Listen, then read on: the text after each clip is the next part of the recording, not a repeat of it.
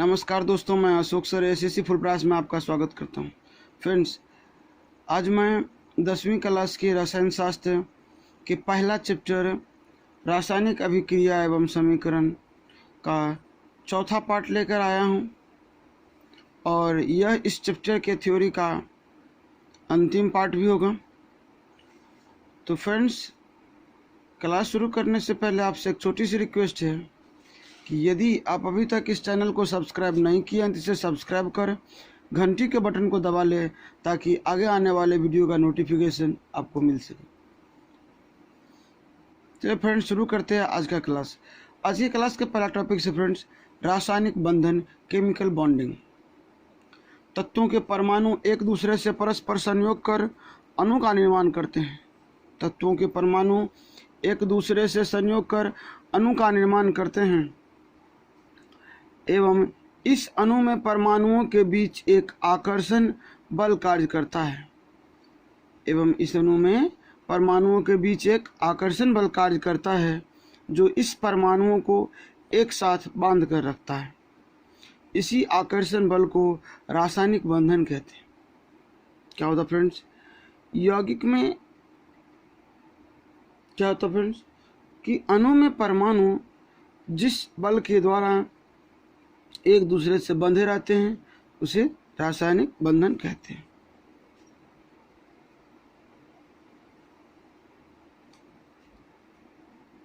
रासायनिक बंधन के प्रकार, टाइप्स ऑफ केमिकल बॉन्डिंग। रासायनिक बंधन मुख्यतः 3 प्रकार के होते हैं। पहला है वैद्युत संयोजक अथवा आयनिक बंधन, दूसरा है सहसंयोजक बंधन, तीसरा है उपसहसंयोजक बंधन।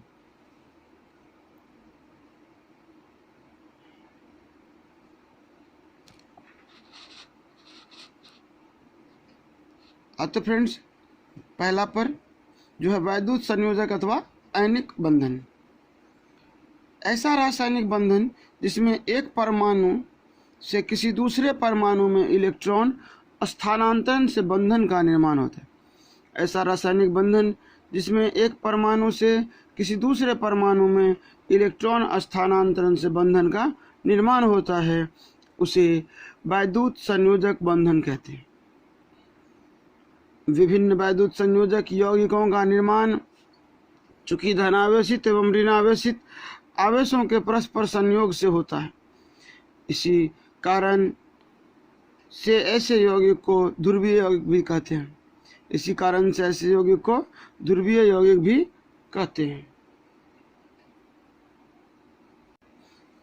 देखिए फ्रेंड्स, एक उदाहरण है, पर एक एग्जांपल, एक रासायनिक समीकरण दिया हुआ कि ये है सोडियम Na और ये है क्लोरीन। फ्रेंड्स, सोडियम में एक इलेक्ट्रॉन त्यागने की क्षमता है और क्लोरीन में एक इलेक्ट्रॉन ग्रहण करने की क्षमता होती है। क्योंकि इसमें 11 इलेक्ट्रॉन है, बाह्यतम इलेक्ट्रॉन 1 है इसलिए वो त्याग सकता है, और इसमें 17 इलेक्ट्रॉन है, बाह्यतम इलेक्ट्रॉन 7 है इसलिए ग्रहण कर सकता है। जब दोनों का हम अभिक्रिया कराते हैं तो देखिए, सोडियम ने एक इलेक्ट्रॉन दे दिया क्लोरीन को और क्लोरीन ने एक इलेक्ट्रॉन ग्रहण कर लिया। सोडियम ने एक इलेक्ट्रॉन दिया इसलिए धनायन बन गया, क्लोरीन ने एक इलेक्ट्रॉन दिया इसलिए ऋणायन बन गया और दोनों का आपस में संयोजन हो गया, जिसके फलस्वरूप बना NaCl सोडियम क्लोराइड। तो अभिक्रिया है कि 2Na + Cl2, अभिक्रिया हमने बैलेंस कर रखा है, 2Na + Cl2 बराबर 2NaCl। चलिए फ्रेंड्स, अगला पर चलते हैं। अगला है सहसंयोजक बंधन।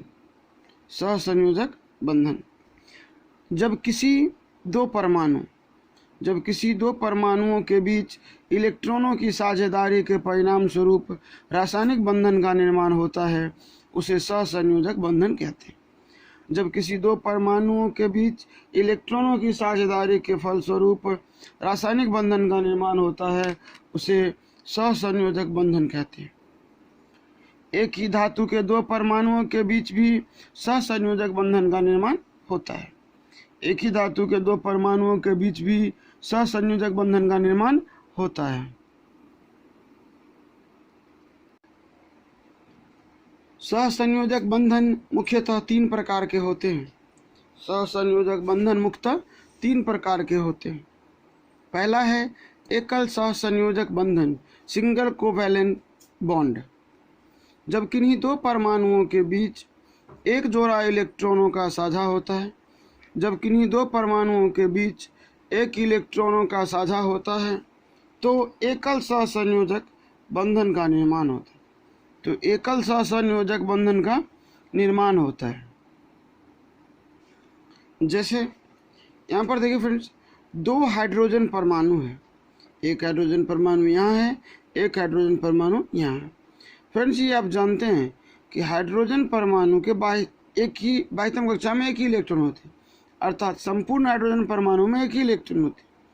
तो ये दोनों परमाणु अगर आपस में साझा करके एक बॉन्ड का निर्माण करता है तो उसे सिंगल बॉन्ड, एकल सहसंयोजक बंधन कहते हैं।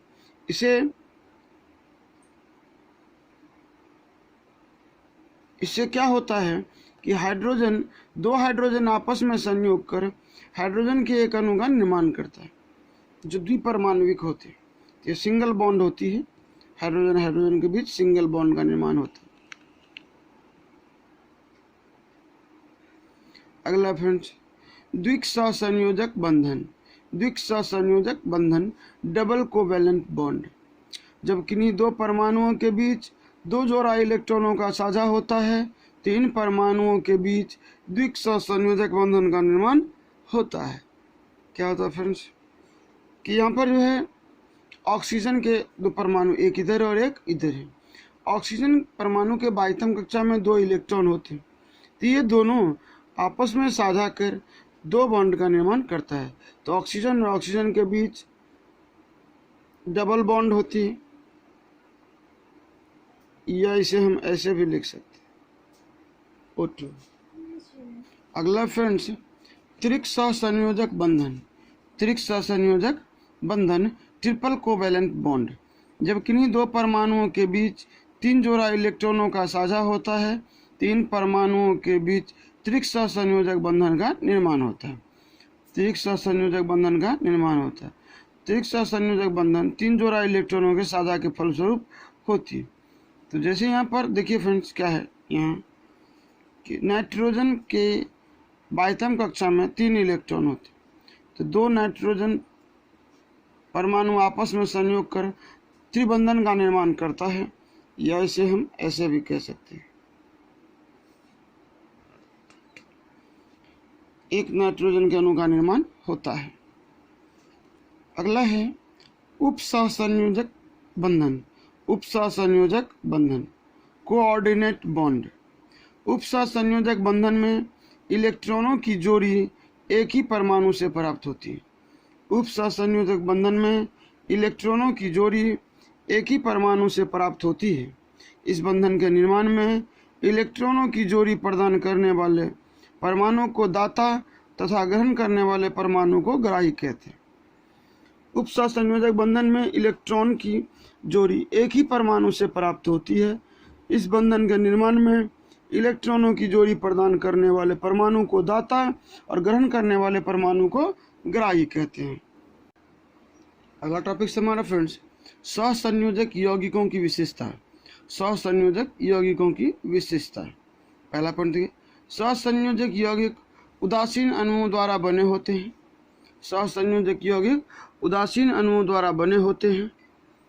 अगला है, सहसंयोजक यौगिकों के द्रव्यनांक एवं क्वथनांक प्रायः निम्न होते हैं। अगला है, सहसंयोजक यौगिक जल में प्रायः अविलेय किंतु कार्बनिक विलायकों में प्रायः विलेय होते हैं। सहसंयोजक यौगिक जल में प्रायः अविलेय होते हैं परंतु कार्बनिक विलायकों में विलेय होते हैं।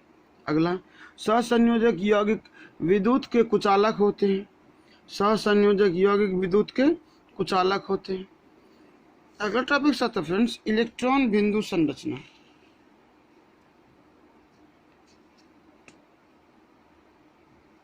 इलेक्ट्रॉन बिंदु संरचना, किसी भी रासायनिक बंधन बनने में परमाणु के बाह्यतम शेल या कक्षा के इलेक्ट्रॉन ही भाग लेते हैं। इसे संयोजी इलेक्ट्रॉन कहते हैं।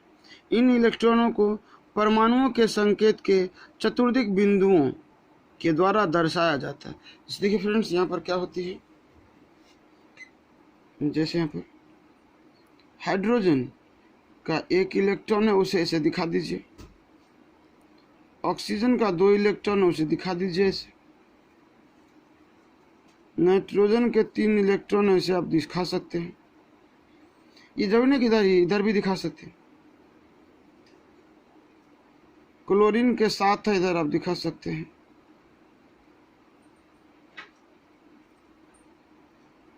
इसे हम इलेक्ट्रॉन बिंदु संरचना कहते हैं।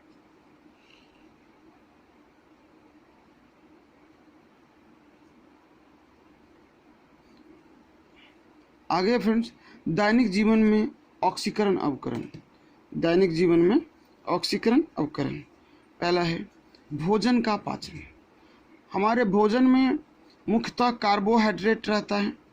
हमारे भोजन में मुख्यतः कार्बोहाइड्रेट रहता है। पाचन क्रिया के क्रम में यह स्टार्च अपघटित होकर ग्लूकोज बनाता है। पाचन क्रिया के क्रम में यह स्टार्च अपघटित होकर, स्टार्च अर्थात फ्रेंड्स कार्बोहाइड्रेट, स्टार्च अपघटित होकर ग्लूकोज बनाता है, जो हमारे शरीर की कोशिकाओं में उपस्थित ऑक्सीजन द्वारा ऑक्सीकृत होकर CO2 और ऊर्जा में परिवर्तित हो जाता है। श्वास छोड़ने के क्रम में CO2 गैस हमारे शरीर से बाहर निकल जाते हैं। तो क्या होता है फ्रेंड्स कि भोजन जो है वह कार्बोहाइड्रेट है, जिसे हम स्टार्च कहते हैं, और इसका पाचन में क्या होता है कि यह अपघटित हो जाता है, मतलब टूट जाता है और ग्लूकोज बनाता है। वह ग्लूकोज क्या होता है कि जो ऑक्सीजन होती है हमारी कोशिकाओं में, उसके द्वारा ऑक्सीकृत होकर, ऑक्सीकृत मतलब फिर वह टूट जाता है और या कुछ नए तत्व बनते हैं, ऑक्सीकृत होकर एक, लेकिन उसमें कार्बन डाइऑक्साइड जरूर निकलता है। वह कार्बन डाइऑक्साइड श्वास लेने के क्रम में शरीर से बाहर निकल जाती है। अगला है भोजन का दुर्गंधित होना।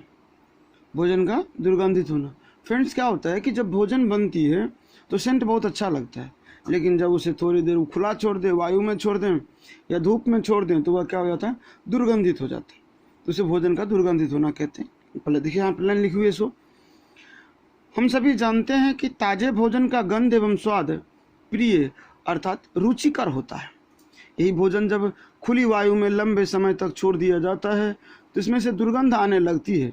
इसे बासी भोजन कहते हैं। इसके गंध और स्वाद अप्रिय हो जाते हैं। अप्रिय होने के कारण भोजन में उपस्थित वसा और तेल काफ़ी समय के पश्चात वायु के ऑक्सीजन द्वारा ऑक्सीकृत हो जाते हैं, जिससे उनके गंध एवं स्वाद अप्रिय हो जाते हैं। अगला फ्रेंड्स, संक्षारण। वह रासायनिक प्रक्रिया जिसमें धातुएं वायु, नमी या अम्ल से अभिक्रिया कर अवांछनीय पदार्थों का निर्माण करते हैं। क्या होता है फ्रेंड्स संक्षारण में, कि जब कोई धातु वायु, नमी या अम्ल के संपर्क में आता है तो वह उनसे अभिक्रिया कर एक नए पदार्थ का निर्माण कर देता है और खुद को नष्ट करने लगता है। उसे संक्षारण कहते हैं। अगला है दहन की क्रिया। दहन की क्रिया। हमारे दैनिक जीवन में दहन की अनेक क्रियाएं होती है, जैसे जलावन के रूप में लकड़ी, कोयला, केरोसिन, द्रवित पेट्रोलियम अर्थात LPG आदि का उपयोग होता है। इन सभी पदार्थों के जलने से ऑक्सीकरण अवकरण की अभिक्रियाएं होती हैं। इन सभी पदार्थों के जलने से ऑक्सीकरण अवकरण की अभिक्रियाएं होती है। फ्रेंड्स, अगला जो हमारा टॉपिक है वह है ऑक्सीकरण और अवकरण में अंतर, अर्थात दोनों में विभेद। देखिए फ्रेंड्स,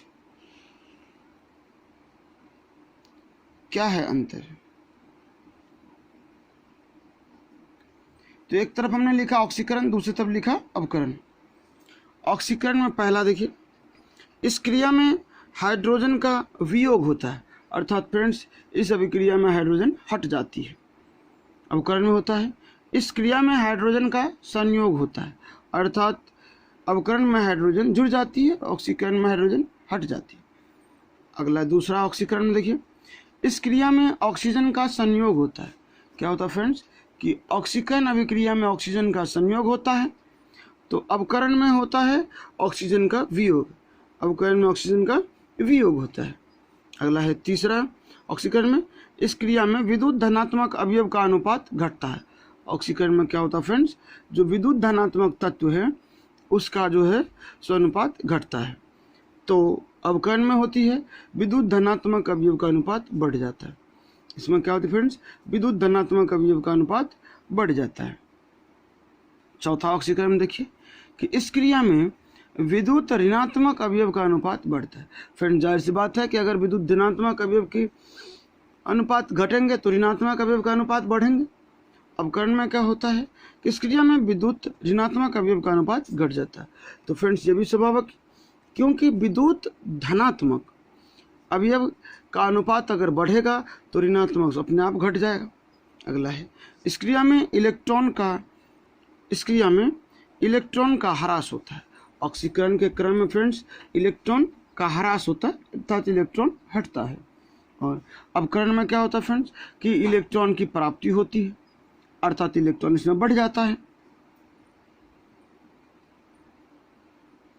अगला है इस क्रिया में विद्युत धनात्मक अवयव की संयोजकता बढ़ती है। इस क्रिया में विद्युत धनात्मक अवयव की संयोजकता बढ़ती है। और इधर अवकरण में होता है कि इस क्रिया में विद्युत धनात्मक अवयव की संयोजकता घटती है। तो फ्रेंड्स आगे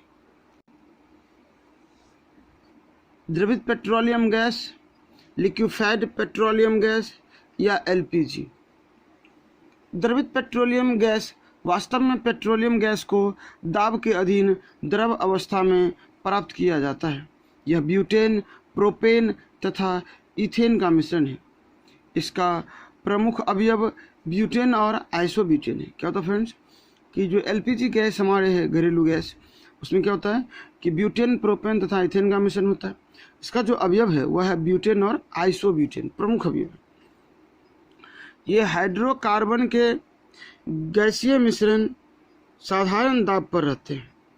ये हाइड्रोकार्बन के गैसीय मिश्रण साधारण दाब पर रहते हैं, किंतु ये उच्च ताप पर सुगमता से द्रवित हो जाते हैं। ये उच्च ताप पर सुगमता से द्रवित हो जाता है। यह एक सर्वोत्तम ईंधन है। यह एक सर्वोत्तम ईंधन है। इसका उष्मीय मान 50 किलो जूल पर ग्राम होता है। क्या होती है फ्रेंड्स, इसमें जो उत्पन्न होती है 1 किलोग्राम पेट्रोलियम गैस में 50 किलो जूल उष्मा उत्पन्न होती है। बहुत मान है फ्रेंड्स। घरेलू सिलेंडर में इथाइल मरकैप्टन, जिसका अणुसूत्र C2H5SH होती है, मिला दिया जाता है, जो एक प्रबल गंध कारक पदार्थ है जिसकी मदद से लीकेज की पहचान हो जाती है। क्या तो फ्रेंड्स, जो घरेलू सिलेंडर होता है, जो घर में यूज करने वाले होते हैं खाना बनाने के लिए, उस सिलेंडर में क्या क्या होता है कि इथाइल मरकैप्टन मिला दिया जाता है, जिसके परिणाम स्वरूप क्या होती है कि जब गैस लीक होती है तो हमें गंध से पता चल जाता है गैस लीक हो रहा है और हम सिलेंडर को जाकर बंद कर देते हैं या कुछ दूसरा उपाय कर लेते हैं। तो ये फ्रेंड्स ध्यान रखना है। एक क्वेश्चन भी आती है कि घरेलू सिलेंडर में कौन सा पदार्थ मिलाने से गंध का पता चलता है, तो इथाइल मरकैप्टन, जिसका अणुसूत्र होता है C2H5SH। देखिए यहाँ पर फ्रेंड्स एलपीजी के दहन की क्रिया दिखाया गया है। यहाँ पर एलपीजी के दहन की क्रिया दिखाया गया है। क्या है कि यह ब्यूटेन C4H10, यह है ब्यूटेन। इसे ऑक्सीजन के साथ अगर संयोग करवाते हैं तो यहाँ पर अभिक्रिया हमने लिखा बैलेंस कर दिए हैं, तो 2C4H10 + 3O2 जब ये अभिक्रिया करेगा तो 8CO2 + 10H2O और ऊष्मा उत्पन्न करती है। क्या होता है फ्रेंड्स कि जब ब्यूटेन ऑक्सीजन की उपस्थिति में जलता है तो कार्बन डाइऑक्साइड के साथ साथ जल और ऊष्मा उत्पन्न होती है। तो जल तो फ्रेंड्स में दिखता नहीं क्योंकि वह वाष्प के रूप में होता है, तो ये जल नहीं होकर जल वाष्प होती है।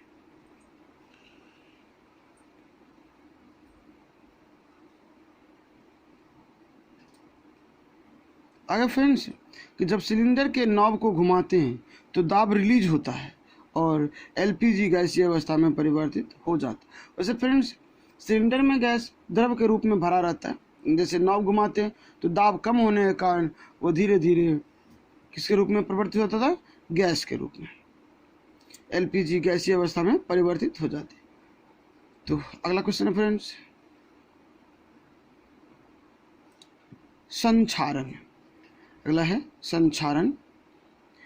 वहाँ आपने कुछ देखे थे पीछे भी इसके बारे में, यहाँ देख लेते हैं। जब कोई धातु अम्ल, आर्द्रता इत्यादि के संपर्क में आती है तो ये संक्षारित हो जाती है। इस क्रिया को संक्षारण कहते हैं। जैसे लोहे में जंग लगना, लोहे में जंग लगना एक संक्षारण अभिक्रिया है। अगला है विकृत गंधिता। विकृत गंधिता मतलब गंध आ जाना, जो सुगंध रुचिकर ना हो उसे विकृत गंध कहते हैं। वसा तथा तेल से बने खाद्य पदार्थों में उपचय की क्रिया के कारण, वसा तथा तेल के बने पदार्थों में उपचयन अर्थात ऑक्सीकरण की क्रिया के कारण और रुचिकर गंध और स्वाद का उत्पन्न होना विकृत गंधिता कहलाता है। तो ध्यान रखना फ्रेंड्स एग्जाम के लिए। और इतना ही नहीं, इसी के साथ हमारा ये चैप्टर द एंड होता है, इसकी थ्योरी ख़त्म हो जाती है।